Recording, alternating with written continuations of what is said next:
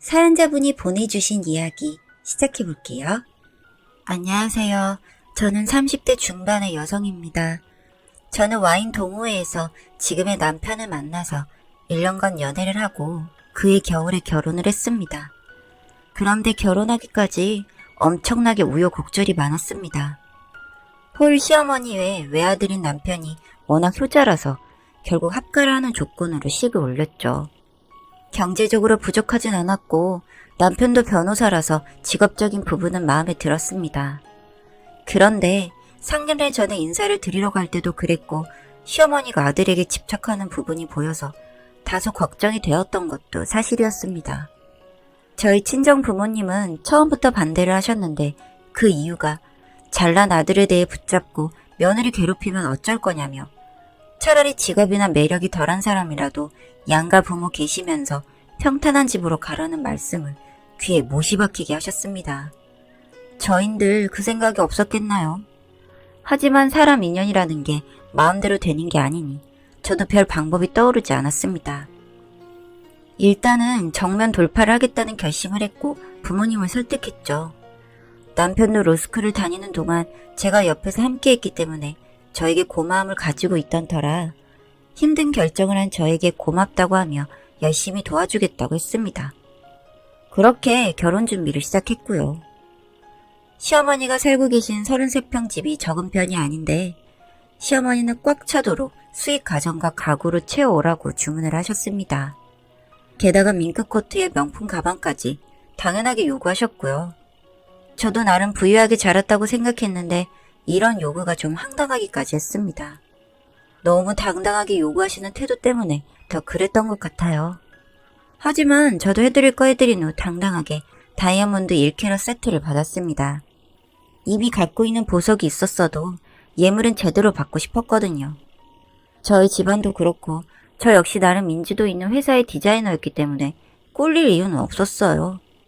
그런데 첫 관문은 시어머님과 함께하는 상차림이었습니다. 저나 남편은 편식이 심한 편도 아니고 지병이 있는 것도 아니라서 식단은 신경 쓸 필요는 없었지만 시어머니는 당뇨와 고혈압, 고지혈증이 있으셔서 몸에 좋은 음식만 차려드려야만 했고 한 번 드신 건 절대 다시 상에 올리지 말라고 하셨어요. 그때 눈치를 챘어야 했는데 전 원래 요리를 잘 하지도 못했고 퇴근하고 오면 지쳐서 별 생각도 없는데 어머님은 꼭 새로 상을 차려서 남편과 제가 밥을 먹는 걸 원하셨습니다. 둘 다 배가 안 고픈데도 말이죠. 굳이 꼭 먹어야 한다면 정 굶겠다고 했습니다. 그러자 저에게 히스테리가 가득한 음성으로 고함을 지르셨어요. 아들, 난 그렇게 안 키웠다고요. 남편은 중간에서 어쩔 줄 모르면서 알겠다고 한술 뜨고 자겠다면서 어머니를 설득시켰고 전 정말 어이가 없었습니다. 성인이 배고프면 먹는 거고 안 먹고 싶으면 건너뛰는 거 아닌가요? 그런데 그건 시작에 불과했습니다. 믿었던 남편이 쉬는 날에는 늘 시어머니 옆에 붙어 있었어요. 엄밀하게 얘기하면 시어머니가 안 놔주는 거죠. 계속 뭘 물어보고 얘기를 듣고 싶어하고 그러시는 거예요. 다행히 전 바빴기 때문에 이런 부분들이 짜증나긴 했지만 그냥 넘어가기로 했습니다. 그런데 작업실에서 늦게 오던 날 샤워 소리가 나서 보니 남편이 벗고 있는데 등을 밀어주시는 거예요. 아무리 제가 없어도 성인 아들을 씻겨준다는 게 이해가 가질 않았습니다. 전 결혼하고 처음으로 남편에게 화를 크게 냈어요. 그랬더니 남편은 당신이 없어서 그랬다고 변명을 했고 또 엄마가 자식 등 밀어주는 게 뭐가 나쁘냐고 하더군요. 어릴 때나 자식이고 성인이 되어서도 결혼을 안 했다면 어떨지 모르겠습니다만 이젠 와이프가 있는 남자가 저런다는 게 말이 됩니까? 전 앞으로 이런 일이 한 번만 더 있으면 안 참겠다고 소리를 지르고 말았습니다. 그런데 그 이후로도 시어머니의 이상한 행동은 계속되었습니다. 어느 날은 저희가 자는 방 앞에서 엿듣는 짓을 하시는 거예요. 저는 기가 차서 저희 방 앞을 다 볼 수 있는 CCTV를 눈에 띄지 않게 달았습니다. 일주일에 4번은 저희 방 앞에 와서 귀를 바짝 대고 뭔가 탐문하는 사람처럼 그러시길래 이혼을 하더라도 증거를 삼기 위해 남편에게는 말하지 않고 넘어갔습니다. 여기에 셋이 식탁에 앉으면 맛있는 반찬은 꼭 그의 앞에 접시를 밀어주고 전 푸성기가 가득한 반찬을 먹길 권하셨어요. 마치 지병 있는 사람이 식이요법 하는 것처럼요. 전 하도 열받아서 남편과 둘이 외식을 나가서 갈비를 미친 듯이 먹었습니다. 어머니는 왜 안 모시고 갔냐고요? 각자 나가서 만난 거죠. 둘이만 나가면 쫓아오려고 하시니까요. 그쯤 되니 이젠 시어머니가 아니라 흡혈 마귀처럼 징글징글하게 느껴지더라고요. 이혼을 하기 전엔 어떻게든 제 속이 뚫리도록 뭔가 남다른 솔루션을 시도해보고 싶었어요. 사실 협의 이혼이든 소송이든 하자고 들면 하는 건데 이렇게 끝내기에는 너무 억울하다는 생각이 든 거죠. 전 무서운 게 없었습니다. 남편 없이 못 사는 여자도 아니고 시어머니는 언젠가 돌아가실 분인데 저한테 함부로 대하시는 걸 참을 이유를 못 느꼈거든요. 본격적인 복수를 계획하고 제대로 한 걸음씩 접근하기 시작했습니다. 남편이 골프 라운딩을 가는 일요일에 저와 시어머니와 같이 있는 시간을 노렸죠. 첫날 아침부터 어머니는 누워있는 저에게 밥 안 차리냐고 성질을 내시고 전 일하느라 피곤해서 쉬어야겠다며 직접 차려 드시라고 했습니다. 그러자 노발대발 하시면서 남편에게 전화를 걸고 난리가 나신 거예요. 남편에게도 제가 오늘은 아프니 쉬겠다고 미리 얘기를 해두었어요. 그러니 남편도 한 번만 간단히 차려 드시라고 전화를 끊더군요. 그러자 제 방에 와서 이불을 팽개치면서 시어머니 굶기는 거냐며 쌍욕을 하시는데 혼자 보기 아까운 광경이었죠. 제가 그랬어요. 전 밥하러 들어온 가사 도우미가 아니라 며느리고 아파서 쉬어야겠으니 배달 음식을 시켜 드시든지 알아서 하시라고 하면서 문을 걸어 잠갔습니다. 엄청 분하긴 하셨겠지만 제가 단호하게 나가니 짐짓 놀라시는 눈치였습니다. 주중에는 저나 남편이 늦게 오니 잔잔한 일상을 보낼 수 있게 저도 감정 컨트롤을 했고요. 그러다가 시어머니가 외출해서 넘어지셨는데 고관절 골절상을 입게 되었습니다. 안 그래도 예민한 사람이 다치기까지 하고 나니 히스테리는 하늘을 찌를 정도로 대단했어요. 병원에서도 다인실에서 하도 싸우셔서 1인실로 옮기셨고요. 아프면 조금이라도 기가 죽을 줄 알았던 건 제 착각이었던 겁니다. 저는 대소변을 받아내야 하니 간병인을 썼습니다.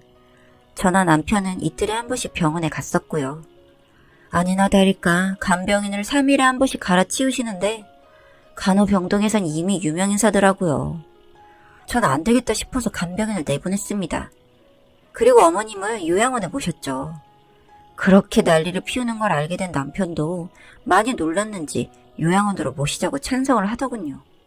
요양원은 지금 병원에 비하면 훨씬 사악한 환경이었습니다. 호스피스 환자가 아니면 1인실이란 곳은 없었으니까요. 남편은 계속 자주 갔었는데 전 이틀에 한 번 가는 간격을 유지했습니다. 저한테 뭐라고 하고 싶었겠지만 야근을 감수하고 병문안을 가는 거라 다그칠 명분이 없었어요. 육체적으로는 호전이 되었지만 어머니는 히스테리가 심해져서 나중엔 다른 환자들에게 표적이 되었죠. 그곳에 계시던 동안 전 과감하게 치매 검사를 받게 해드렸습니다. 그런데 정말 놀랍게도 노인성 치매로 진단이 나온 겁니다. 약간 가끔씩은 혹시나 하는 생각이 받게 한 건데 정말 그렇게 나오니 놀랄 수밖에 없었어요. 그 후론 어머니께 그동안 쌓인 얘기를 하며 다시는 아들에게 찝쩍거리지 않겠다는 약속을 받아냈습니다. 자신이 언제 그랬냐며 발뺌을 하시기에 전 잔인한 방법이긴 했지만 그동안 집에 달아놓은 CCTV 화면을 보여드리면서 이게 어머님이 한 짓이었다고 낱낱이 토로했습니다. 그걸 보고 나서는 상당히 놀라시면서 미안하다고 하시더군요. 그렇게 시간이 갈수록 어머니는 쇠약해지면서 기력이 떨어지셨어요. 그건 노인성 치매의 증세 중 하나라고 하더군요. 그리고 그 다음부터는 저를 무서워하시고 존댓말을 하셨어요. 저로선 최후의 보복을 한 거죠. 그 석 달쯤 지났을까? 어머니는 저와 남편을 웃으면서 맞이하시더군요. 평소에는 항상 화를 내고 소리를 지르시곤 했거든요. 그때부터 아마도 기억을 거의 상실한 듯 보였습니다. 누군지 알아보진 못해도 인사를 하면 저희를 반기는 모습에 저 또한 마음이 편치 않았죠. 그렇게 어머니는 그 상태로 반년을 더 사시다가 돌아가셨습니다.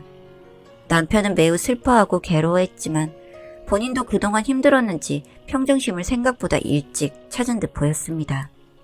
그리고 저와 남편의 관계도 회복되고 비로소 저희는 남들처럼 살 수 있었고요. 실감이 나지 않을 정도로 행복을 찾았고 소소한 일상을 누렸습니다. 제가 독하다고 생각하실 수도 있겠지만 그저 글자로 적어놓으니 그렇지 저도 정말 피마르기 힘든 기간이었으니까요. 어머니께는 죄송했지만 당신의 인생을 누리면서 살 만큼 사셨다고 생각합니다. 그렇게 시어머니가 돌아가시고 몇 달 뒤 그때서야 어머니 방을 정리하기로 했습니다. 이상하게 어머니 방만큼은 빨리 정리하기가 힘들더군요. 그간에 쌓여있던 게 미움만은 아니었는지 어쩐지 짠한 마음에 정리할 수가 없었습니다. 그러다가 마음먹고 정리를 하는데 쪽지 같은 걸 하나 보게 되었습니다. 그 안에는 짧은 글 한 줄이 적혀 있었고요. 며느라가 내 아들하고 천생연분이다. 잘 살아줘서 고맙다. 행복해라. 전 시어머니가 돌아가신 이후로 그렇게 엉엉 소리내어 울어본 적이 처음인 것 같았습니다. 한 인간이 세상을 떠났음에 대한 슬픔이 갑자기 한순간에 물밀듯 밀려오며 온몸이 바들바들 떨려오더군요. 아마도 하늘에서 저희를 지켜보고 계시겠죠. 그날 이후로 그나마 남아있던 시어머니에 대한 미움은 눈녹도 사라져버렸습니다. 사람의 마음이란 참 알 수 없다는 생각을 저도 했습니다. 이렇게 한순간 사라져버릴 미움이 제 자신을 그렇게 힘들게 했었나 싶고 마음이 아팠습니다. 어느 순간 문득 시어머니가 생각납니다. 오늘도 왠지 그런 날이라 글을 적어보게 되었습니다. 어찌 보면 정말 욕먹을 만한 나쁜 며느리인 것도 맞습니다만 너무 많이 나무라진 말아주세요. 긴 글 읽어주셔서 감사드립니다. 오늘도 우리 사는 이야기 찾아주셔서 감사합니다. 사연자분이 보내주신 이야기 시작해볼게요. 안녕하세요. 저는 19살입니다. 저는 예능을 좋아하는 평범한 고등학생인데요. 얼마 전에 너무 충격적인 일을 겪게 되어 이렇게 사연을 보내게 되었습니다. 그날 이후로 저는 더 이상 평범한 고등학생은 아니게 되어버렸거든요. 저는 아빠와 엄마 이렇게 단란한 세 가족입니다. 특히나 외동딸이라서 부모님의 사랑이 무척이나 깊으세요. 그렇다고 또 너무 막 나가는 외동은 아니랍니다. 어릴 때는 할머니도 같이 살면서 할머니한테 혼도 많이 나며 자라서 버릇없고 예의 없는 외동이란 소리는 못 들어봤어요. 저 나름 착하게 살아왔다고 생각합니다. 아빠는 집안의 장남이셨기 때문에 할머니가 아빠에게 거는 기대가 많으셨습니다. 그리고 외국에 있는 고모가 한 분 계시고요. 가끔 할머니가 저한테는 고모도 있다면서 제가 고모를 만나면 무척이나 좋아할 것이라고 저만 보면 가끔 같은 말을 해주시기도 하셨죠. 다른 친척 동생들 중에서도 고모를 본 사람은 없었어요. 그만큼 일찍 고모는 외국으로 갔나 보다 했습니다. 그런데 얼마 전 갑자기 고모가 한국에 들어왔다는 소식을 듣게 되었습니다. 뭐 저한테 알려주셔서 알게 된 건 아니었고요.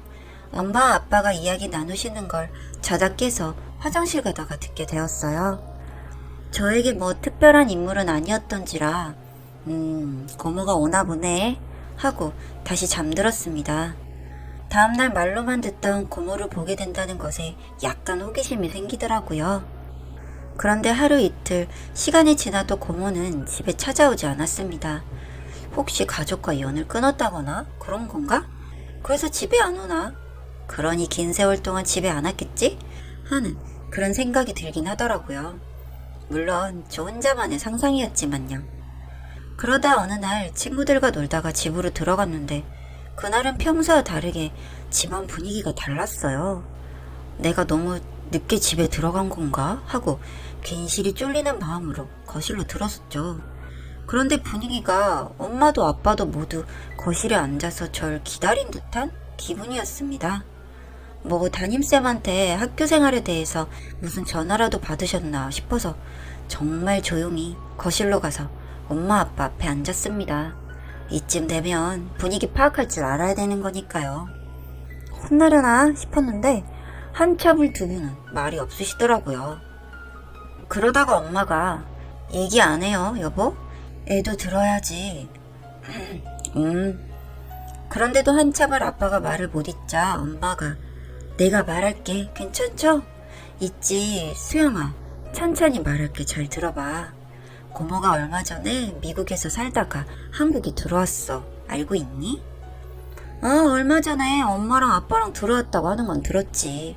근데 집에 안 오길래 고모가 그냥 안 오고 싶은가 보다 했지. 들었구나. 그래, 고모가 오긴 왔는데 지금 몸이 아파서 병원에 있어. 헐, 병원에? 왜? 아파? 한국에 온 것도 그럼 아파서 온 거야? 한국 의사 실력 좋다더니 미국에서도 치료받으러 오는구나. 헐. 그래서 고모는 어디가 아픈데? 병원 하나 가봤어? 나도 갈까? 사실은 수영아, 나도 말이 안 떨어지네. 네가 오해할까봐. 엄마는 너무 마음이 방방 뛰어. 우리 딸이 오해하면 안 되는데. 엄마랑 아빠가 너 사랑하는 거 알지? 뭔데 무섭게. 나야 당연히 알지. 어디 엄마랑 아빠랑 나 함부로 대한 적 있어? 항상 잘해주고 더 해주는 거 온 동네가 다 알지. 왜? 뭔데? 정말 내가 들으면 좀 그런 얘기야? 고모랑 뭐 관계된 거야? 뭔데? 나 상상이 안 가던데? 여보, 말을 좀 해봐. 죄졌어? 죄는 무슨. 이제 말해야지. 아이고, 우리 딸. 아빠가 우리 딸 사랑하는 거 알면 됐지 뭐. 뭐 얘기할 게 어딨어. 아우, 됐어. 내가 얘기해. 수영아, 고모가 얼마 전에 미국에서 오셨어. 우리도 알게 된 지 얼마 안 돼서 연락받고 나가봤지 어제. 그랬더니 고모가 아프다고 하더라고. 아주 많이 아프대. 근데 고모가 수영이 너를 보고 싶다고 하시네. 우리 수영이 고모 만나러 갈래? 아프다며 가야지. 그건 당연히. 나도 처음 보는 고모 보고 싶어. 그래, 가야지. 그리고 여기서 이야기가 끝난 건 줄 알았는데 사실 정말 이야기의 시작은 지금부터였더라고요. 두 분이 해주신 이야기는 저에게는 정말 청천벽력 같은 이야기들이었어요. 이제부터 할 말은 어릴 때 고모랑 아빠랑 엄마랑 있었던 일인데, 아빠는 엄마 23살에 만나 결혼하셨다고 합니다. 그리고 그때 고모 나이는 17살이었고요. 고모는 학교 다닐 때도 예쁘기로 소문이 많았대요. 고모도 그 사실을 잘 알아서 남자들과 많이 어울리긴 했지만 우월감이 그런 거고 성격은 씩씩한 편이었다고 해요. 갑자기 가족이 된 저희 엄마한테 잘해주진 못했지만 나쁘게 한 적도 없었다고 했습니다. 다만 고모가 사고를 자주 쳐서 엄마가 중간에 애를 먹기도 했었다고 합니다. 고모가 트러블 메이커 같은 존재라서 좀 시끌시끌한 일들이 좀 있었다고 했어요. 그러다가 고모가 19살이 되면서부터는 예전과 다르게 사고도 안 치고 밖으로 놔두는 일도 없어졌다고 했습니다. 그때는 가족들이 고모가 철이 드는 중이라고 생각했는데 점점 불러오는 배를 감출 수는 없었나 봐요. 그렇게 고모의 임신이 들켰을 때 한 번도 운 적이 없는 고모가 아빠 다리를 붙잡으며 이제 어쩌냐고, 나 이제 어떻게 하냐고 통곡을 하고 울었다 했습니다. 그때 고모는 겨우 19살, 하고 싶은 게 많고 예쁜 게 좋은 고모는 갑자기 생겨버린 아이를 감당하기 싫었다고 합니다. 그 아이를 같이 생기게 만든 놈도 있을 건데 그놈이 누군지도 모른다고 합니다. 그런 심각한 상황 중에도 고모가 한 말이 이런 말이래요. 그래도 내가 만나는 애들 중에 키 작고 못생긴 애는 없어. 다 똑똑해. 였다고 합니다. 그 말을 듣고 기가 막혀서 아빠가 한참 혼냈다고 하셨습니다. 하지만 이미 아이를 지우기에는 늦어버린 시점이었고 고모는 절대 키울 수가 없다고 하고 그렇게 집안이 발칵 뒤집힐 상황에 놓였다고 해요. 그때 아빠는 고모에게 그 아이를 낳으면 자신에게 달라고 했고 아빠는 아이가 나오면 몰래 아이를 입양 보내실 생각을 하셨다고 했습니다. 그렇게 그 아이를 입양 보낼 생각을 하다 보니까 아빠와 엄마 사이에는 아이가 없었대요. 아무리 노력을 해도 아이가 안 생겼고 병원에서 검사한 결과 아빠는 아이를 가질 수 없는 상태라고 하셨대요. 그리고 엄마 아빠는 평생 둘이 살기로 그렇게 마음먹은 상태였다고 했고요. 그 순간 이게 운명인가 하는 생각을 하셨다고 했습니다. 그렇게 고모는 책임지기 싫어하던 그 아이를 자신이 정성을 다해 키우면 되지 않을까 생각했다고 합니다. 너무나도 철없이 구는 고모를 보면서 자신의 자식을 그냥 못 키우겠으니 진짜 입양이라도 보내달라고 하는 고모를 보며 화가 나기도 하고 불쌍하기도 해서 엄마 상의도 없이 그 아이를 아빠가 키우겠다고 선전포고를 해버렸대요. 그 엄마에게 의견을 물어서 엄마가 싫다고 하면 어쩔 수 없이 입양을 보내려고 했는데 엄마도 자식은 원했지만 가질 수 없는 아이이니 자식복 없는 것이라 생각하고 체념하는 마음이었는데 아빠의 말을 듣고 며칠을 고민하셨다고 했습니다. 자식복이 없는 엄마가 그 자식을 억지로 만들다가 아이한테 피해가 가면 안 된다고 생각했대요. 그런데 갑작스럽긴 하지만 아이를 가질 수 있는 기회가 생겨서 엄마의 고민도 길지 않았다고 하셨고요. 그 뒤로 기묘한 상황이 이어졌다고 합니다. 고모의 입덧을 엄마가 하고 아빠는 고모가 먹고 싶다는 것들을 사다 주고 지금 생각해도 그때 상황은 웃겼는데 우리 셋 중에 아무도 우습게 행동한 적 없다고 했습니다. 하늘이 주신 기회를 잡아야 하는 부모님과 갑자기 생긴 아이를 처리할 수 있는 방법이 생긴 고모의 이상한 동거라고 해두죠. 그렇게 기묘한 10개월이 지나 태어난 게 저라고 합니다.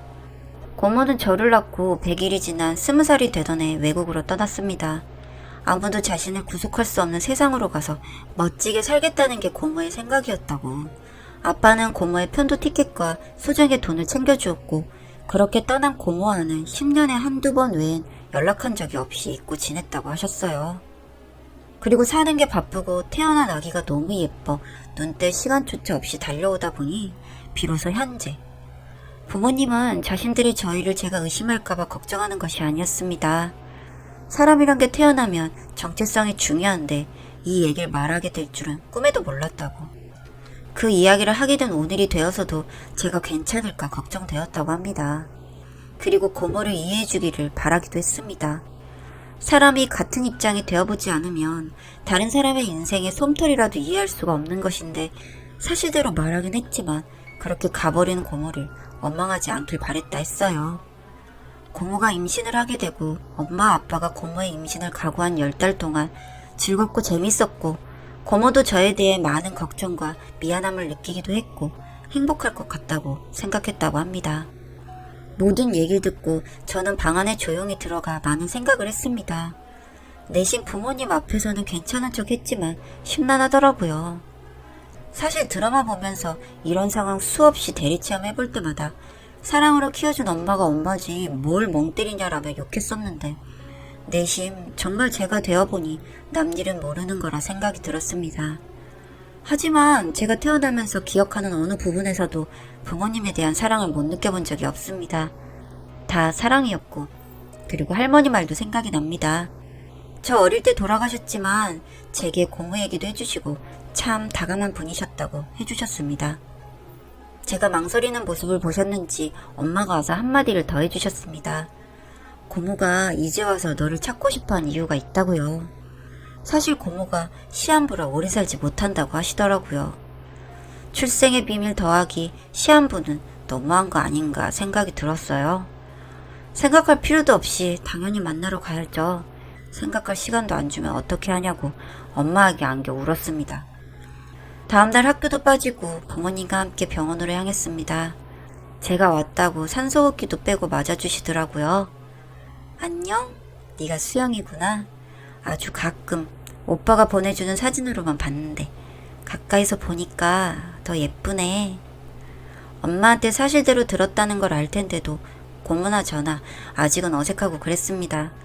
그런데 저는 솔직히 고모가 친엄마이고 우리 엄마가 아니고 뭐 이런 생각이 전혀 들지 않았습니다. 그냥 태어나서 처음부터 엄마는 우리 엄마였기 때문일까요? 고모가 친엄마라기보다는 그저 나와 핏줄로 연결된 그런 넓은 의미에서의 가족이라는 생각뿐이었어요. 그렇게 정말 고모와 조카 사이처럼 그렇게 몇 번을 찾아갔습니다. 고모는 어떻게 살았는지, 어떤 재밌는 일이 있었는지, 고등학교 때 야간 자율학습 땡땡이 치는 방법, 좋아하는 반찬은 뭔지, 싫어하는 건 뭔지, 뭐 그런 시덥지 않은 이야기들을 주고받았습니다. 뭐 나름 즐겁고 재밌었어요. 저도 고모도 만나는 시간만큼은 웃음이 많아졌으니까요. 그렇게 고모를 만난 지 3개월이 되었고 마지막으로 본 고모는 아주 마른 몸에 배만 나와 있는 이티 같은 모습으로 절 만나주었습니다. 산소호흡기 안으로 뭐라 웅얼거리는 소리는 들리는데 무슨 소리인지는 잘 모르겠더라고요.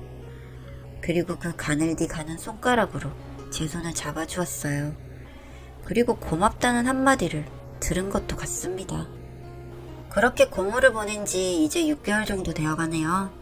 오늘은 엄마 아빠와 고모가 있는 곳에 다녀왔어요. 하늘이 너무 맑고 바람이 좋더라고요.